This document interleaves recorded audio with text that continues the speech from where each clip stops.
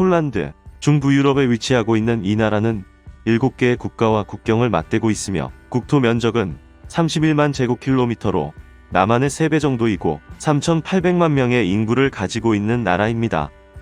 16세기에는 유럽의 강대국으로 군림하기도 했으나 점차 세력이 약화되어 주변국들에 의해 영토가 분할되는 순환을 당하기도 했습니다.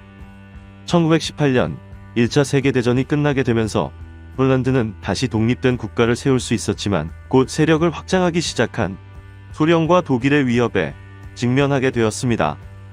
이들 국가들의 큰 위협을 느낀 폴란드는 영국과 프랑스와 상호 방위 조약을 맺게 되는데, 이것은 폴란드가 주변 국가들의 침공을 받게 되면 영국과 프랑스가 자동으로 개입해 전쟁을 수행하겠다는 내용이었습니다. 1939년 9월 독일과 소련이 폴란드를 침공하게 되면서 2차 세계대전이 발발하게 되자 영국과 프랑스는 조약의 내용대로 독일의 전쟁을 선포했습니다. 하지만 영국과 프랑스의 조치는 거기까지였습니다. 그들은 독일과의 전면전을 원치 않았으며 그러한 이유로 전선에 군대를 배치하는 액션만 취했을 뿐 실질적인 전투 행위는 일부러 피했던 것입니다. 훗날 이러한 전쟁 양상은 가짜 전쟁으로 불리게 되었습니다.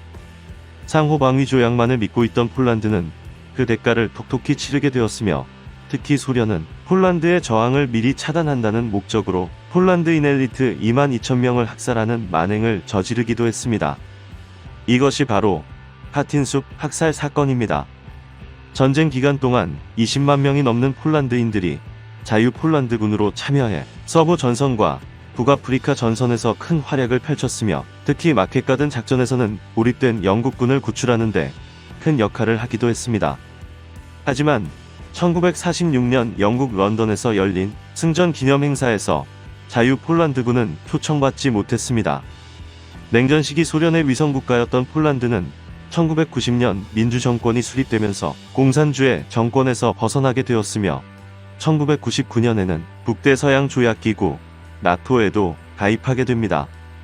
과거 30만 명의 병력과 3,000대의 전차를 보유하고 있던 폴란드군은 냉전의 종식과 함께 대대적인 군축을 단행하기로 했는데, 그러면서도 한편으로는 소련식 무기체계에서 벗어나기 위한 독자적인 무기개발 사업을 진행하게 됩니다. 그중 전차는 이러한 무기개발 사업의 핵심이었습니다. 폴란드는 먼저 자신들이 보유하고 있던 대량의 T-72 전차를 개량하기로 했는데, 독일에서 도입한 변속기와 프랑스의 사격 통제 장치 등을 조합해 기동력과 방어력, 공격력을 업그레이드하는 것이었습니다. 이렇게 개발된 전차가 PT-91입니다. 폴란드는 이 새로운 전차를 통해 상당수의 전차 전력을 대체하려 했지만 군축이 가속화되면서 결국 PT-91은 232대만 생산되었으며, 기술력 부족으로 수출은 말레이시아에 48대를 판매한 것이 전부였습니다. 2000년대 접어들면서 기존 소련제 전차를 대체할 필요성이 있었던 폴란드는 우선 급한 대로 독일의 중고 전차를 들여오기로 결정했습니다. 냉전이 종식되면서 1980년대 생산되었던 독일의 레오파르트 전차들이 시장에 대량으로 나오게 된 것입니다. 그래서 폴란드는 레오파르트 2A4 42대와 레오파르트 2A5 105대를 도입하게 되었는데, 서방 전차의 성능에 만족한 폴란드는 이 전차들의 추가 도입을 모색했지만 레오파르트의 중고 물량이 빠르게 소진되면서 추가 도입도 어렵게 되었습니다. 폴란드는 한때 국산 전차를 개발하기 위해 노력해보기도 했지만 기술력 부족으로 실패하게 되었으며, 예산 부족으로 서방의 신형 전차를 도입하는 것도 어렵게 되자 결국 과거 독일로부터 들여온 레오파르트 중고 전차를 개량하는 방안을 선택하게 됩니다. 독일 라인메탈사가 주관하는 이 사업은 기존 레오파르트 2A4와 레오파르트 2A5의 전동식 포탑, 모듈식 장갑, 신형 보조 전원 시스템, 폴란드제 열상 카메라가 포함된 사격 통제 장치를 장착하는 것이었으며, 이렇게 개량된 전차를 레오파르트 2PL로 명명하기로 했습니다.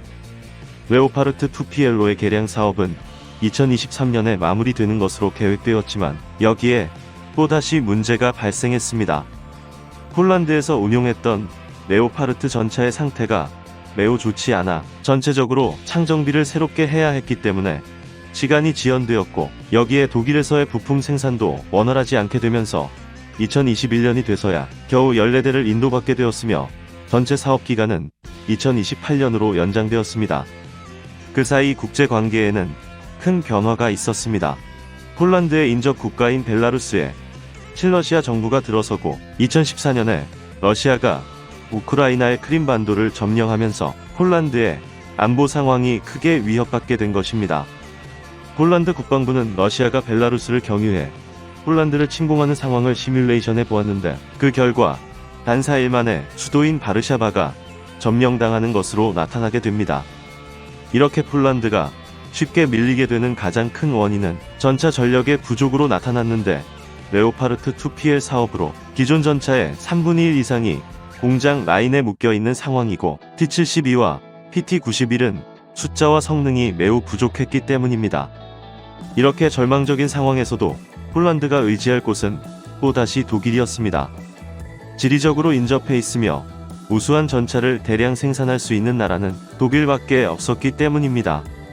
하지만 평화기간이 지속되면서 독일의 전차 보유수도 상당히 줄어들어 있었고 신규 생산 라인도 감소되어 폴란드가 원하는 만큼의 빠른 시간 안에 전차를 제공해주기 어려웠습니다.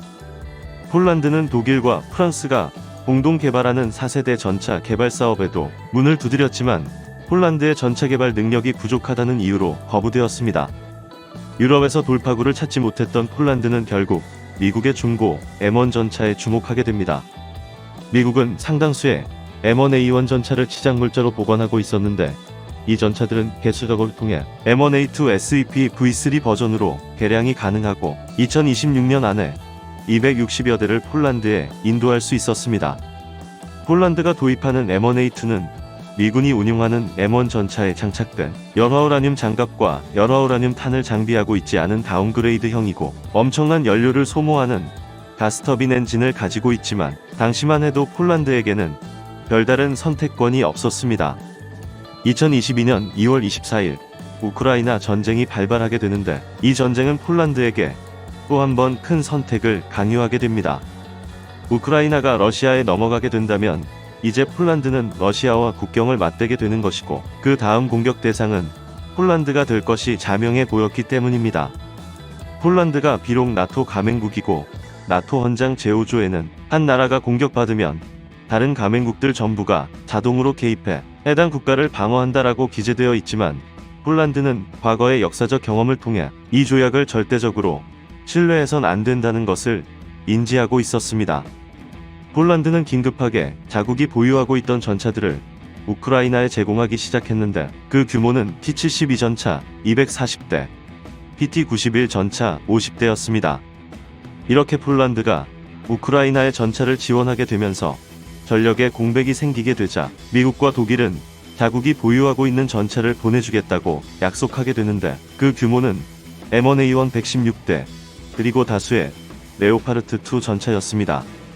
하지만 독일은 폴란드뿐만 아니라 체코와 슬로바키아, 헝가리에게도 전차를 보내주기로 약속했기 때문에 폴란드에게 보내줄 수 있는 물량은 레오파르트2 20대 혹은 레오파르트 1A5 80여 대 뿐이었습니다. 미국과 독일에게서 충분한 전차를 확보하지 못하게 된 폴란드는 다른 전차 생산국을 모색하게 되는데 그 나라가 바로 대한민국입니다. 한국은 북한의 기갑 전력을 상대하기 위해 K1 전차 1500대, K2 전차 260대 등 총 2100대가 넘는 전차를 보유하고 있으며 앞으로도 상당수의 K2 전차를 생산할 계획을 가지고 있는 나라였습니다.